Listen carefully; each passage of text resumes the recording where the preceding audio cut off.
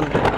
কিন্তু সেখানে পৌঁছে তিনি এক বিস্ময়কর দৃশ্য দেখেন। তার আগে বহু ফেরেশতা ও জিনের বাহিনী সারিবদ্ধভাবে দাঁড়িয়ে আছে। জাফর যখন ভাবছিলেন কিভাবে হুসাইন আলাইসাল্লামের কাছে যাবেন, তখন ইমাম হুসাইন আলাইসাল্লাম তাকে ডাকলেন।